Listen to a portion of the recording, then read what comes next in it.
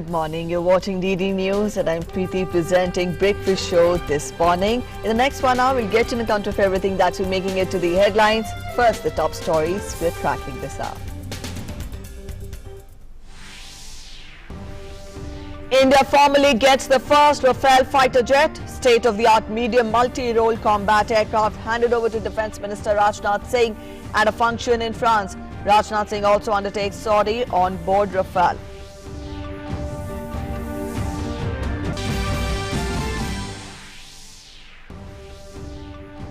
The festival of Dussehra, symbolizing the victory of good over evil, celebrated with pomp and gaiety across the country. Prime Minister Narendra Modi participates in a Ram Leela program in Delhi, highlights the importance of women empowerment and calls for celebration of Nari Shakti.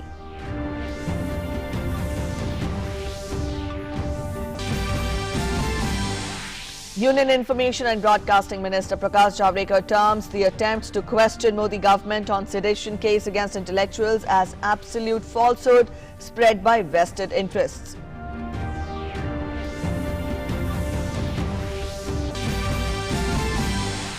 In international news, White House refuses to cooperate with the impeachment inquiry against President Trump. A letter sent to Democratic leaders rejected it as baseless and constitutionally invalid.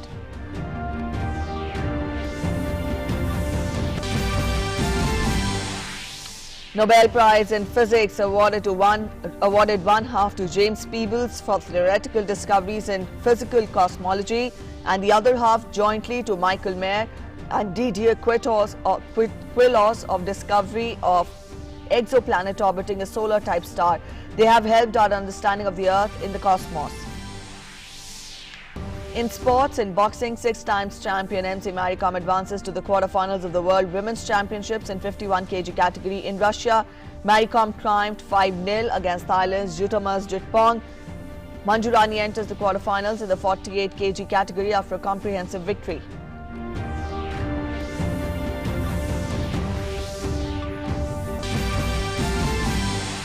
US gymnastics star Simone Biles clinches a record-extending 15th World Championship title as US wins World Gymnastics Team Gold in Germany. With this win, Simone becomes the event's most decorated woman. Those are the top stories. Up next, we'll get to the news in detail. The first India-specific Rafale multi-role combat aircraft was symbolically handed over to Defence Minister Rajnath Singh at a ceremony in France. 36 such combat jets have been acquired by the Indian Air Force, which will be delivered by September 2022. Defence Minister Rajnath Singh also called on French President Emmanuel Macron and held strategic delegation-level discussions with France's Armed Forces Minister Florence Parly. And the moment that all of India has been waiting for arrived. A moment the Indian Air Force will cherish for long. At Mérignac, a suburb of the southwestern French town of Bordeaux, appropriately on Air Force Day, the Indian Air Force's 87th anniversary. And in keeping with India's rich cultural heritage and appropriately on Vijay Dashami, Defence Minister Rajnath Singh performed the traditional Shastra Puja, or weapons worship, intrinsically a part of Dussehra celebrations. He had earlier taken a tour of Rafale manufacturer Dassault Aviation's facility at Mérignac. Members of the top military brass of France and senior officials of Dassault Aviation were present. And what better way than to begin the Rafale's induction than taking to the skies? The Rafale is a twin-jet fighter aircraft that operates from both an aircraft carrier and airbase. Dassault describes it as a fully versatile aircraft for all combat aviation missions. It delivers air superiority and air defense, close air support, in-depth skies, reconnaissance, anti-ship strikes and nuclear deterrence. हमारा focus वायुसेना को समृद्ध करने और उसकी क्षमता को बढ़ाने पर है। आज का दिन इंडो फ्रेंच स्ट्रेटेजिक पार्टनरशिप में एक नया माइलस्टोन है और वास्तव में बाइलेटरल डिफेंस कोऑपरेशन में नई ऊंचाइयों को छूता है। ऐसी उपलब्धियां हमें और बहुत कुछ करने के लिए भी प्रोत्साहित करती हैं। India has ordered 36 Rafale fighter jets from France in a deal worth 59,000 crore rupees in September of 2016. The first batch of 4 Rafale jets will fly to their home base in India by May 2020. All 36 jets are expected to arrive in India by September 2022. The IAF has been readying infrastructure and training pilots. Rafale एक French शब्द है जिसका हिंदी में अर्थ होता है आंधी यानी gust of winds. मुझे पूरी उम्मीद है कि यह अपने नाम को सार्थक करेगा। हमारी वायुसेना विश्व की चौथी सबसे बड़ी वायुसेना है। मैं आश्वस्त हूं कि Rafale medium multi role combat aircraft हमको और मजबूती प्रदान करेगा तथा हमारी हवाई क्षमता को बढ़ाते हुए क्षेत्र में शांति और सुरक्षा सुनिश्चित करेगा। Earlier in the day, Defence Minister Rajnath Singh met French President Emmanuel Macron and discussed stronger India-France defence and strategic ties at the Élysée Palace. The talks are part of a comprehensive defence dialogue between the two countries. Rajnath Singh also held delegation-level discussions with France's Armed Forces Minister Florence Parly. The Rafale entered service with the French Navy in 2004 and with the French Air Force in 2006. It is said to have proven its worth in combat in war zones such as Afghanistan, Libya, Mali, Iraq and Syria. The Rafale jets for India will have IAF-specific modifications and will enhance India's medium multi-role combat aircraft fleet. The first Rafale will bear the tail number RB001, RB being the initials of Air Chief Marshal Rakesh Bhadoria, who played a key role in striking the deal in his previous role as IAF Deputy Chief. It is clear from the Rafale jets that India's special partnership with France goes far beyond formal ties.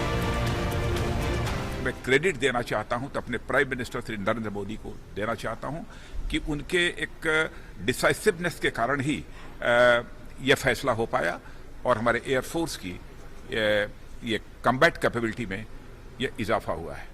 मैंने स्वयं सारथी ली है और हमारे साथ captain fill ने fly किया और बहुत ही कंफर्टेबल फ्लाइट थी। With the induction of this state-of-the-art, game-changer, multi-role Rafale fighter jet into the Indian Air Force, the story of Rafale has been taken to its logical conclusion. But there's more to come. With Smriti Mahapatra, Rudranath Sanyal, Mérignac, France. Defence Minister Rajnath Singh was accorded Guard of Honour in Paris as he arrived to receive the first Rafale. On Wednesday, he will take part in the defence-related summit.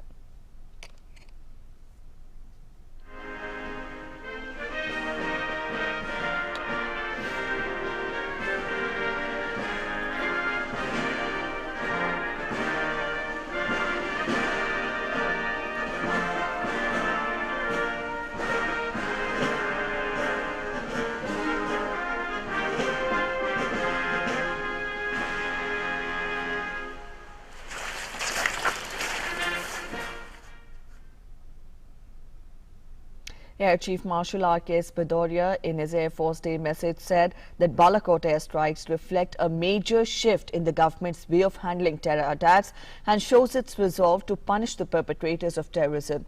The Air Chief said that IAF must maintain a high serviceability of combat equipment and exceptional training standards to ensure operational success in all future operations. The occasion was the 87th anniversary of the Indian Air Force.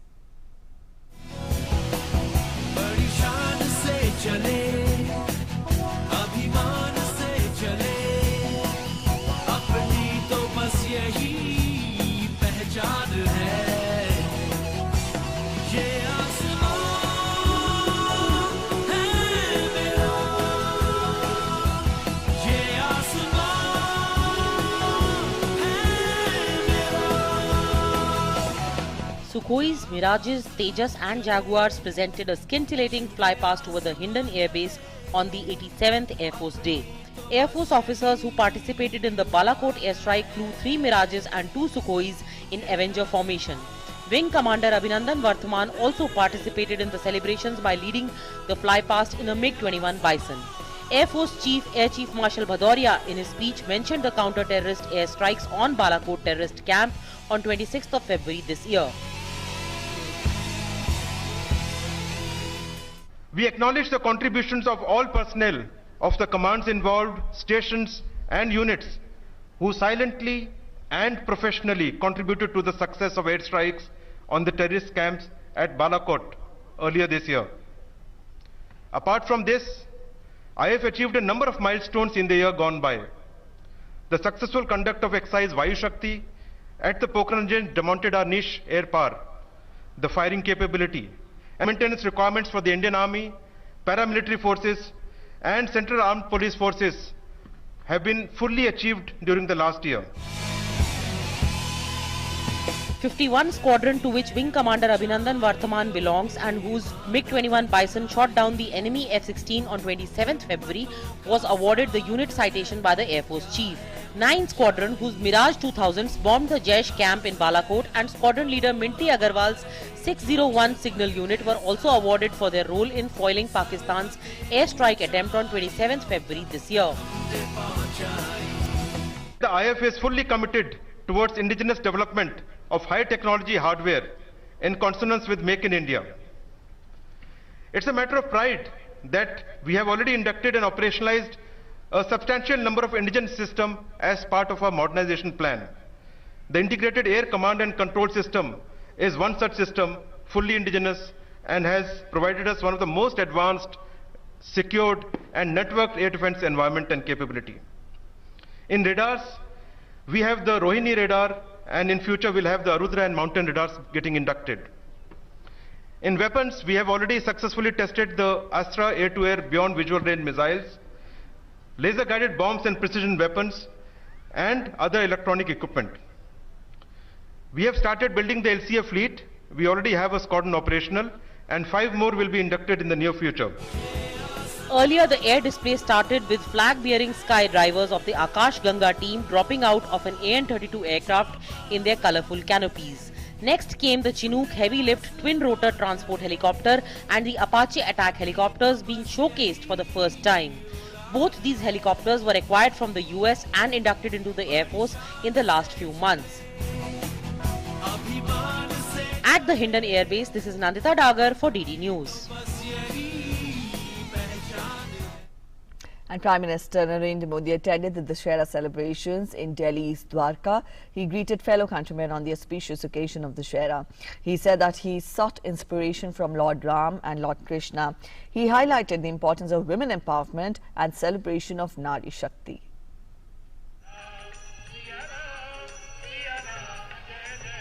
The auspicious occasion of Vijayadashmi celebrates the victory of good over evil.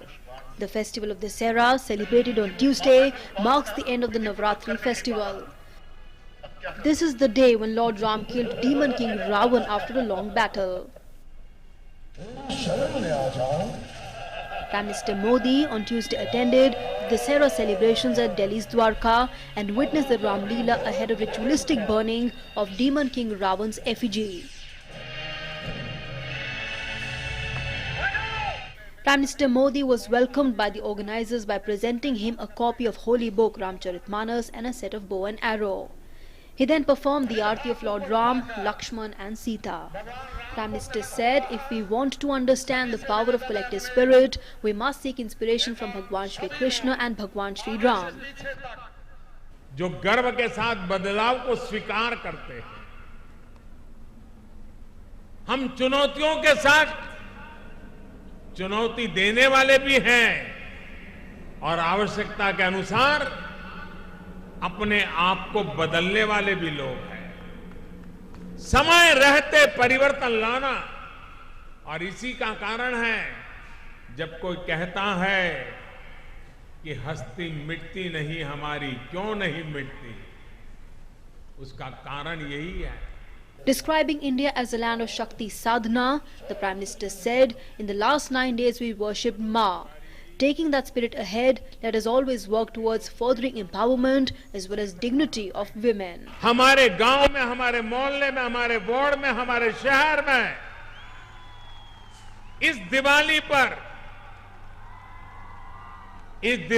पर जिन बेटियों ने अपने जीवन में कुछ हासिल किया है, अचीव किया है, जो बेटियां दूसरों को प्रेरणा दे सकती हैं, हमने सामूहिक कार्यक्रम करके उन बेटियों को सम्मानित करना चाहिए। वो ही हमारा लक्ष्मी पूजन होनी चाहिए, वो ही हमारे देश की लक्ष्मी होती है। Prime Minister Modi also extended his good wishes and greetings on the occasion of the Air Force Day. He said, India is phenomenally proud of our Air Force. हमारे देश की वायुसेना जिस प्रकार से पराक्रम की नई नई ऊंचाइयां प्राप्त कर रहा है, आज ये अवसर है विजयादशमी का पावन पर्व, और जब भगवान हनुमान को याद करते हैं तब विशेष रूप से आइए हम वायुसेना को भी याद करें और हमारे वायुसेना के सभी हमारे जाबाज जवानों को भी याद करें। Symbolically, Prime Minister Modi shot an arrow to set 107-foot Ravan effigy in Dwarka on fire. He said, this occasion reminds us to defeat the devil within us and let the evil vanish by the virtue of the goodness. With inputs from Shailendra Mishra, DD India. And President Ramnath Kovind took part in the Shera celebrations at IP Extension, while Vice President was present at Subhash Maidan near the Red Fort. They performed Aarti of Lord Ram and later aimed at the effigy of Ravan for Ravan Dahan, the slaying of Ravan by Lord Ram.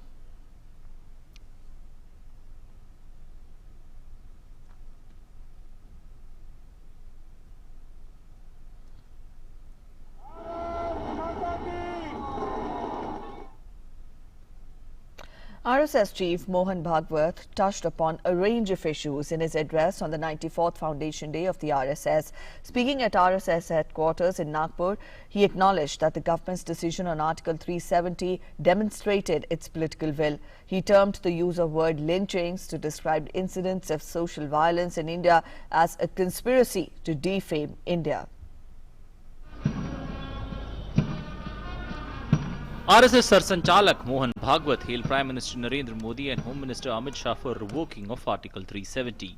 Speaking at the 94th Foundation Day celebration of Rashtriya Swayamsevak Sangh in Nagpur, the RSS chief said the move of the re-elected government to nullify Article 370 has once again proved that it has the courage to fulfill the expectation and respect people's sentiments and wishes in the interest of the country. जनभावना को ध्यान में लेकर और देश को हित को ध्यान में लेकर साहसी और कठोर निर्णय लेने की ताकत इस सरकार की है, ये भी सिद्ध हुआ जब 370 को अप्रभावी बनाया गया। सारी प्रक्रिया करने में जो नेतृत्व करने वाले हमारे प्रधानमंत्री जी और गृह मंत्री जी है, उनका ये कार्य अभिनंदनीय है और उसकी बहुत प्रशंसा है। Speaking on incidents of social violence, the RSS chief said that the word lynching is alien to India. He said branding some incidents of social violence as lynching is actually meant to defame India and create fear among some communities. एक शब्द चला पिछले साल, lynching, ये क्या हमारे यहाँ होता था कभी? हुआ है? ये छुटपुट समूहों की घटना है जिन पर कड़ी कानूनी कार्रवाई होनी चाहिए, ऐसा सब लोग चाहते हैं। हमारे देश की परंपरा उदारता की है, मिलकर रहने की है, भाईचारे से रहने की है। On the issue of women's rights and safety, the RSS chief said women need to be given their rightful place in society and have to be encouraged to do so. मातृवत परदारेशु ऐसा कहने वाला हमारा देश है। ये कैसे हो सकता है? हम इतने सारे लोग रहते हैं और मोहल्लों में महिलाएं सुरक्षित नहीं। हमको तो इसके बारे में समर्थ होना ही पड़ेगा, संरक्षण देना ही पड़ेगा, लेकिन हमारी मातृशक्ति को भी हमको सशक्त बनाना पड़ेगा, प्रबुद्ध बनाना पड़ेगा। The RSS chief appealed to different sections of the society to strive to increase goodwill, dialogue and cooperation among themselves. He said there is a need to create harmony and everyone should live within confines of law. देश हित में हम सबको जीना है, इस प्रकार की एक भावना चाहिए। वो जितनी पक्की चाहिए उतनी पक्की न होने के कारण कई भेद हमारे चलते आते हैं। अभी तक वो निरस्त नहीं हुए, प्रयास चल रहे सबके। हमारे देश में जो विविधताएं हैं वो भी है, हमारे देश का भूषण है, परंतु ऐसी शक्तियां और इसका लाभ लेकर दूरियां बढ़ाती है। In the morning, the RSS chief performed the Shastra Puja at the Sangh's annual Vijayadashmi event at Nagpur. HCL founder Shiv Nadar was the chief guest for this year's event. Union Ministers Nitin Gadkari, General B.K. Singh and Maharashtra Chief Minister Devendra Fadnavis were among those present at the event. Ajay Vikram's report, DD News. Curtains came down on the 10-day-long renowned Dussehra celebrations in the palace city of Mysuru yesterday with a spectacular procession marking the grand finale. There were 15 elephants in the procession in which the idol of goddess Chamundeshwari was placed. But this program was led by the king of Mysore. The Vajra Masti Kalaga festival is famous all over the world. This Dussehra procession is held on Vijayadashmi Day, signifying the victory of good over evil. The fest has been celebrated in Mysore since the last 400 years.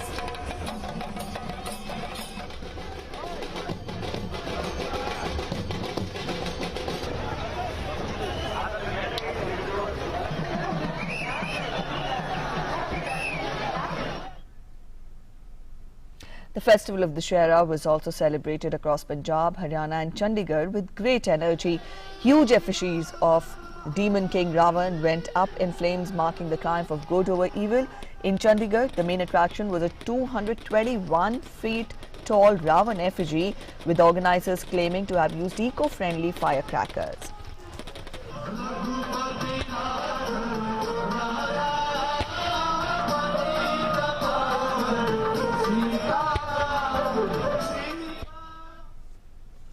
Hitting back at critics for blaming the Modi government for registration of a sedition case against 49 intellectuals and artists, BJP on Tuesday said that it was an absolute falsehood spread by vested interests and asserted that the development had nothing to do with either the party or its dispensation at the centre.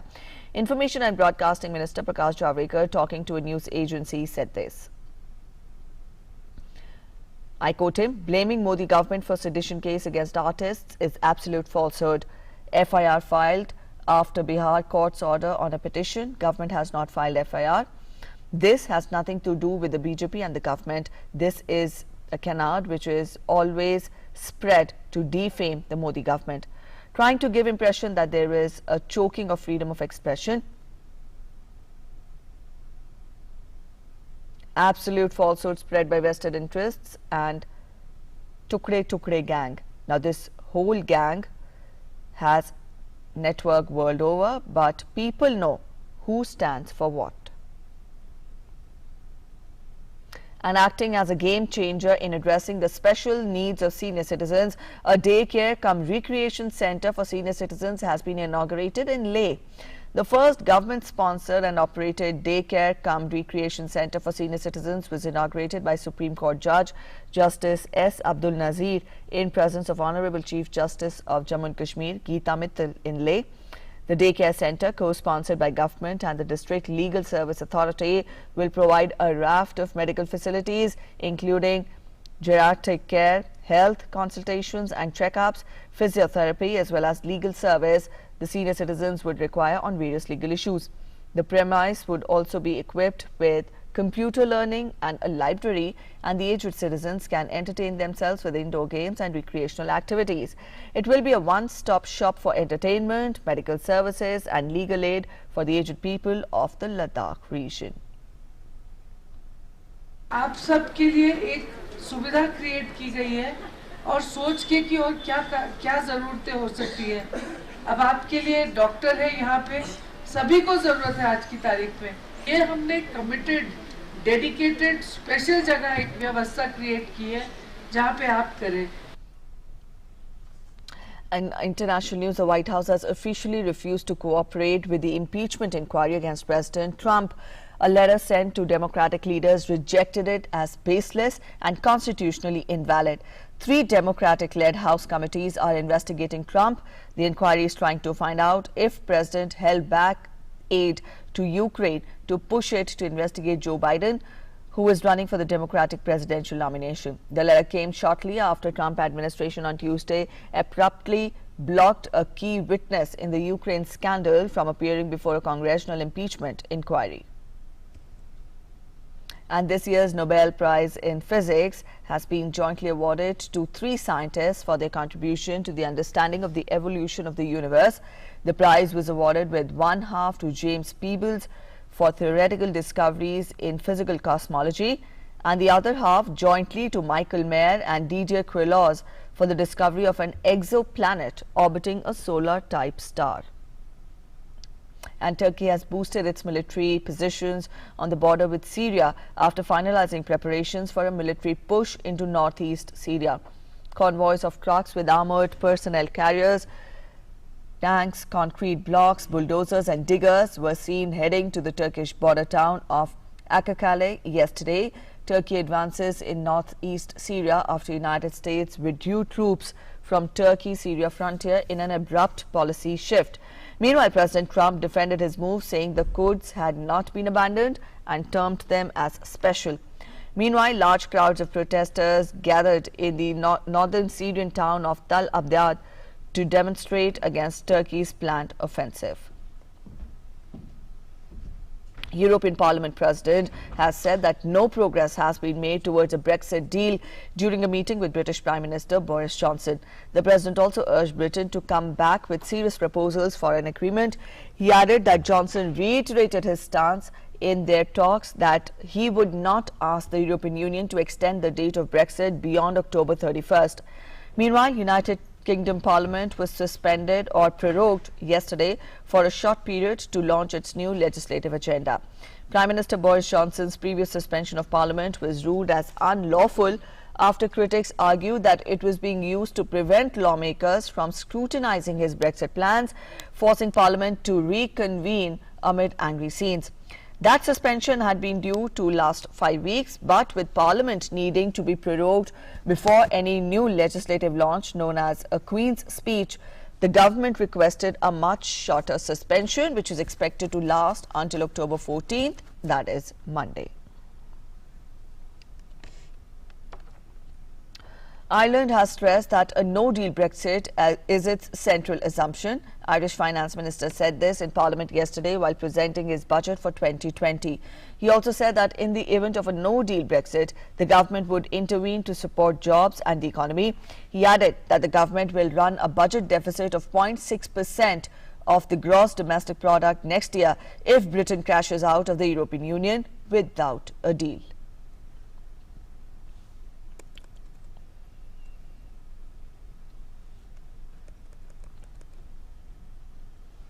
The US has announced visa restrictions against officials of the Chinese government and the Communist Party of China for instituting a highly repressive campaign against ethnic and religious minorities. The US accused China of carrying out high-tech surveillance and draconian controls against the minorities in the country's Xinjiang Uyghur Autonomous Region.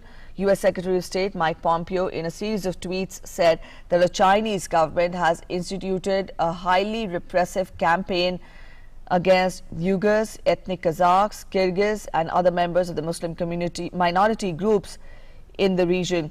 The decision of visa restrictions came a day after US blacklisted 28 Chinese companies from purchasing any American products for being implicated in human rights violations and other abuses in the Xinjiang region.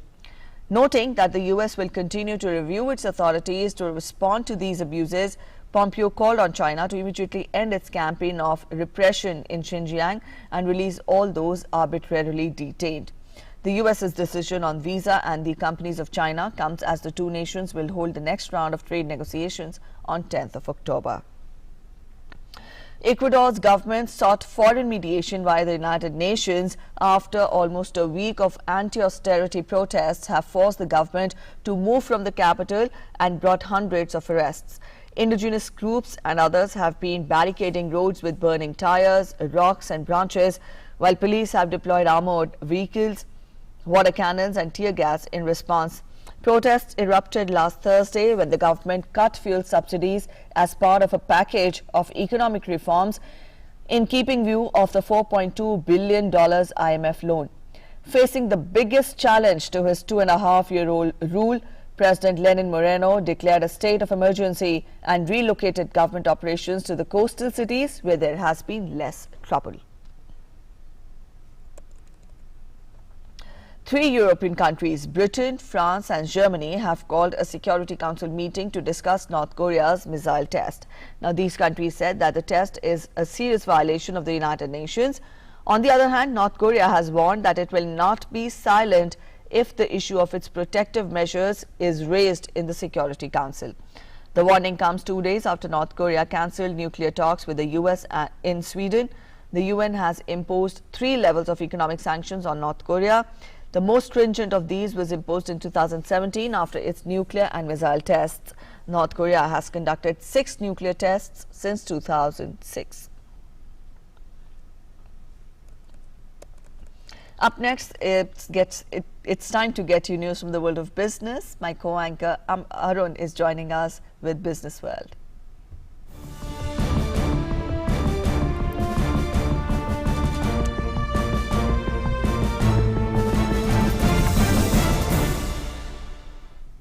Thanks, Preeti, and let's begin with our top story in the finance world. Now, the Petroleum Minister Dharmendra Pradhan yesterday participated in the ceremony for commissioning the infrastructure facilities constructed to support the proposed oil refinery project. This will pave the way for development of refinery project being supported by India under line of credit of $1.2 billion. Dharmendra Pradhan, accompanied by an official and business delegation, is on a visit to Mongolia. Speaking at the occasion, Dharmendra Pradhan said the age-old ties between India and Mongolia was further strengthened by the historic visit of Prime Minister Narendra Modi in 2015 and further cemented by the recent visit of President of Mongolia, Batulga Khaltma, in September this year to India. This important event will pave the way to open a new chapter in our bilateral trade and investment relations. And news just coming in now, petrol and diesel prices were lowered today as well, marking the 7th straight day of downward revision. While the petrol price was lowered by 17 paise, the petrol price today in Delhi is at 73.59 per litre. Now, diesel prices were also lowered today by 10 paise. Diesel prices in Delhi today are at 66.81 paise. The price of petrol has been reduced by cumulative more than 1.5% in last 7 days. Now, at least one route of the remaining 3 corridors of Delhi Metro Phase 4 may get the Metro Light system, which is cheaper and plies on surface like normal trains. The centre has asked DMRC to carry out feasibility of the system on the identified routes. DMRC will do feasibility studies of each stretch under the Metro Phase 4, which is yet to get cabinet approval. This move is likely to reduce cost by 25 to 40% compared to the existing metro system. And the centre is mulling an ambitious plan to create 1,400-kilometre long land, 5-kilometre wide green belt from Gujarat to Delhi-Haryana border on the lines of Green Great Wall running through the width of Africa from Senegal to Djibouti. Now, this is a move taken to combat climate change and desertification. Though the idea is at nascent stage, it has already generated a lot of excitement among officials in different ministries who believe that the project, if approved, may turn out to be a legacy program in India's efforts to deal with land degradation. Now, centre government has taken various prominent decisions targeting to increase the exports in agriculture sector up to 60 billion by 2022. Now, India International Cooperative Trade Fair 2019, which will be organized in Delhi between 11th and 13th of October, would enhance the role of small peasants and cooperative organizations in export. More than 150 cooperative organizations and representatives from around 35 countries will be participating in the Cooperative Trade Fair organized in New Delhi's Pragati Maidan. In a boost for small and marginalized farmers and cooperative organizations, the government announced the India International Cooperative Trade Fair, which would be organized in New Delhi later this month. The government maintains that small farmers and cooperative organizations play a vital role in achieving the goal of doubling exports in agriculture sector by 2022. The trade fair aims at bridging the gap between small farmers and the international market via technology. This is India's first ever trade fair organized for small farmers and cooperative organizations. निर्यात दोगुना होना चाहिए। इस दिशा में अनेक कार्यक्रम कृषि मंत्रालय ने आयोजित किए हैं। अंतर्राष्ट्रीय सहकारी व्यापार मेला भी इस दिशा में एक बड़ा कदम है और इस प्रकार का यह पहला प्रयोग भारत में हो रहा है। इस को संपन्न करने के लिए कृषि मंत्रालय, वाणिज्य और उद्योग मंत्रालय दोनों मिलकर काम कर रहे हैं। This fair would be organized in Pragati Maidan from 11th to 13th October. More than 150 cooperative organizations from around the nation would participate. Representatives from 35 nations would also take part. Discussions will be organized on 9 crucial topics of cooperative sector, after which the government would consider suggestions to promote cooperative business. क्रेता और विक्रेता के लिए तो मेला होगा ही, लेकिन साथ ही साथ कृषि से और सहकारिता से जुड़े जो परंपराएं हैं, प्रक्रियाएं हैं, तकनीक है, वो सब भी एक दूसरे के साथ साझा हो सकें, ऐसे 9 विषयों को चिन्हित किया गया है। उन पर सेमिनार भी 3 दिन में आयोजित होंगे और सब विचार विमर्श के बाद उनकी कुछ रिकमेंडेशन भी आएगी और मुझे लगता है कि उसको अमल करने के बाद भारतीय निर्यात को बढ़ाने में हमको बहुत मदद मिलेगी। The fair will not only showcase the entire value chain but also packaging and various techniques of marketing, including aspects related to exports. According to the government, at least 94% of farmers are members of cooperative organizations. This fair would help accomplish the dream of Prime Minister Narendra Modi to double the income of farmers. With bureau inputs, Sudhakar Das's report for DD India. All right, now from agriculture sector, let's shift our focus to the e-commerce sector. Now, led by Amazon and Flipkart, e-tailers in India achieved a record $3 billion or nearly 19,000 crore rupees of gross merchandise value, that is GMV, in the first 6 days of festive sale from September 29th to October 4th. Now, according to Red Sea report, given the momentum seen in the first edition of the festive sale, the entire month of October is expected to generate up to $6 billion or 39,000 crore rupees in online sales. So today that's it in the finance world, but for other news, back to you, Preeti. All right, thank you, Arun, for joining us with Finance World. Let's get to sports updates now. In boxing, 6-time champion MC Mary Kom today advanced to the quarterfinals of the World Women's Championships in the 51 kg category in Russia. Now, the 36-year-old climbed 5-0 against Thailand's Dutmas Jitpong. However, in the 75 kg category, there was disappointment for India when former silver medalist Swati Bora lost her pre-quarterfinal bout in a split decision despite a valiant fight. Bora was up against second-seeded Welshwoman Lauren Price. US gymnastics star Simone Biles won a record 21st medal at the World Gymnastics Championships yesterday as the United States retained their women's team all-round title. Biles' 15th career gold medal brings her a total of 21 medals, breaking a tie with the Russian gymnast Svetlana Korkina for the most medals by a woman at the World Championships. The US women claimed gold with a tally of 172.330, well ahead of the Russians, who took silver with 166.529, while bronze went to Italy on 164.796. Biles played a key role in a commanding performance by the US, earning the most points in 3 of the 4 disciplines, that is the vault, balance beam and floor. She is expected to add more medals to her dazzling tally as the favorite in the women's all-round final tomorrow and this weekend's apparatus finals. India's top doubles player Rohit Bopanna, along with his partner Denis Shapovalov of Canada, advanced to the pre-quarterfinals of the Shanghai Masters men's doubles event yesterday. The duo registered a straight-set win over the Russian pair. The Indo-Canadian pair, who are playing their 8th tournament together this year, registered a 6-1, 6-4 win over Khachanov and Rublev in the first round. Time now to get you what all has been printed in the papers here in Delhi. The first paper we picked this morning is the Hindustan Times. The jacket page of the Hindustan Times talks of the task force to improve India's rights record. The government is forming a task force to prepare a national action plan on human rights, that is NAPHR, as mandated under the UNHRC. Now, what is UPR? This is a state-driven process under the UNHCR and provides opportunities to member states to declare what actions they have taken to improve the human rights, that is the Universal Periodic Review.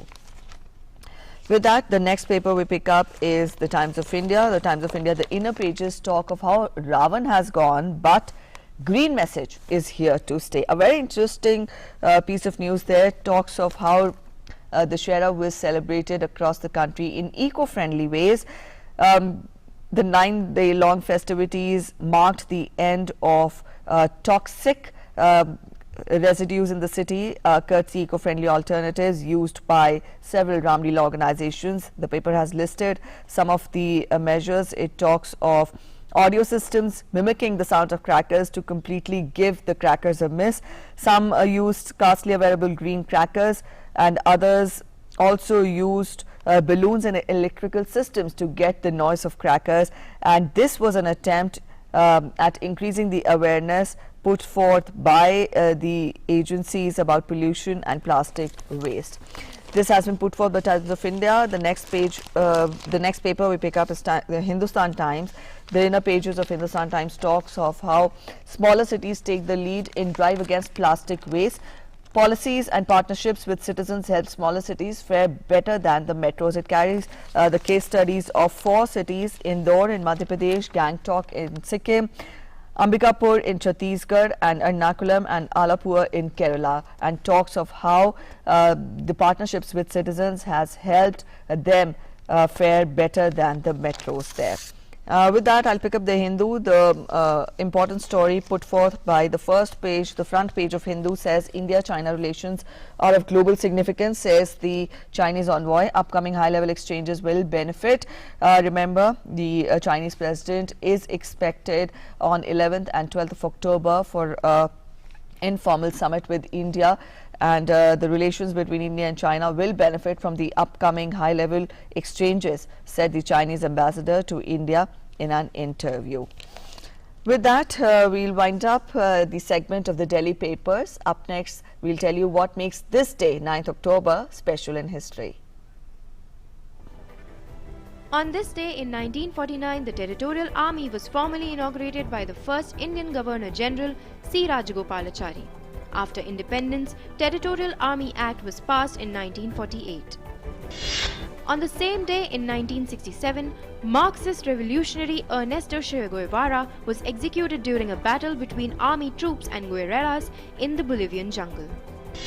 On this day in 2012, Malala Yousafzai, famous for speaking out against the Islamic militants and their attacks on girls' education, was shot in the head and neck while she sat with classmates on a school bus in Mignora, Pakistan. And up next, we'll take a look at how the day is planned ahead today. Union Minister Dr. Harshvardhan to inaugurate Gagan-enabled Mariner's Instrument for Navigation and Information, Gemini, for dissemination of potential fishing zones. The trading activity of National Stock Exchange of India and BSE Limited to resume after being shut for trading on account of the Shahra. World Post Day to be observed. The purpose of World Post Day is to create awareness about the role of the postal sector in people's and businesses' everyday lives. And last month, the government passed an ordinance to ban e-cigarettes in India. Globally, many countries are evaluating the health risks associated with using e-cigarettes, and India is one of the handful countries to enforce a complete ban. The ostensible reason is the health risks posed by e-cigarettes, and in particular, the perception among the adolescents and the youth that vaping is cool, making e-cigarettes a potential gateway to smoking regular cigarettes. Take a look. Use of e-cigarettes is quite high in adolescents and young adults. It often starts as a fashion statement or style symbol and has severe consequences.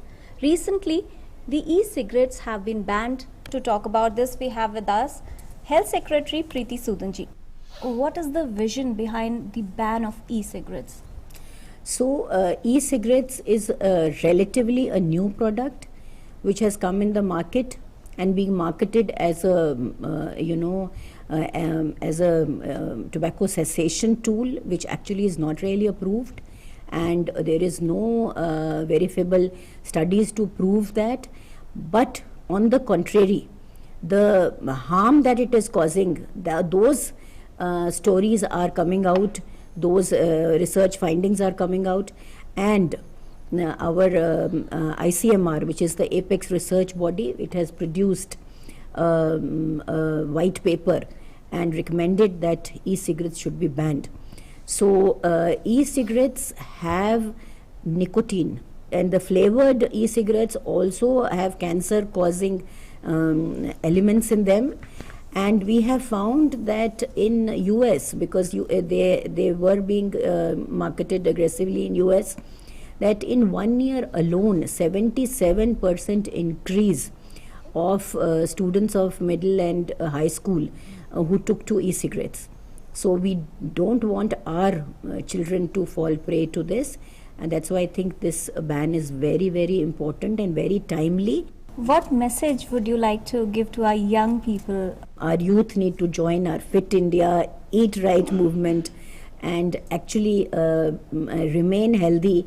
And we as parents also, I wish that they don't ever fall prey to these products which can be addictive, which can be harmful, and which can actually destroy their lives. I have great faith in this young generation because I feel that they are more informed than us, and they are the children of the new information age. So I would say that young adults, children, please don't go by marketing ploys. Kindly do your research yourself. Talk to experts. Go and see studies published, and talk to your parents so that you are not actually taken in only by advertisement, but you make your own research. And I'm sure that when you go into the depth of things, you'll find that e-cigarettes are harmful, so you should just stay away from them. Thank you, Preeti Sudanji, for this information. May it be e-cigarettes or any other form of tobacco, all the forms of tobacco are really harmful. So choose a healthy life and say no to tobacco. Kiran Bhardwaj, DD News. A school in Bengaluru is showing the way of private-public partnership to bring the best education to the government school system. Let's see how. Neat and clean classrooms with neatly folded desk chairs, state-of-the-art teaching methods, students with their fingers on the latest gadgets. Well, this is no private or convent school. It's a government primary school in Ramagundanahali near Bengaluru. Children are learning English from the first grade. The school building has been given a friendly coat of paint to encourage children to read. The children are being exposed to modern technology, the use of tablets, computers and laptops, and about popular mobile apps as well. This government primary school is equal, if not better, than any private school. This school is adopted by Whitefield Corridor Rotary team for coming next 3 years to develop overall development of the school.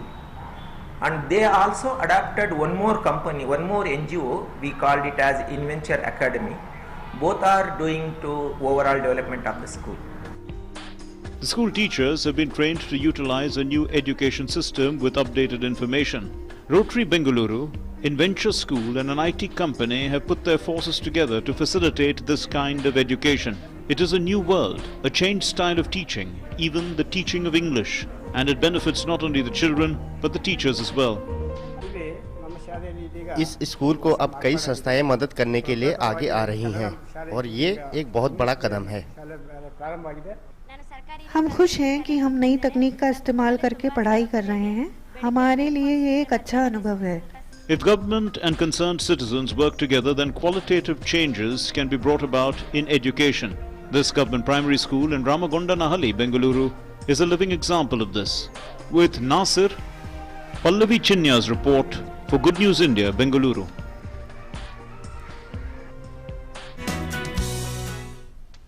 Up next, we'll get to the weather update.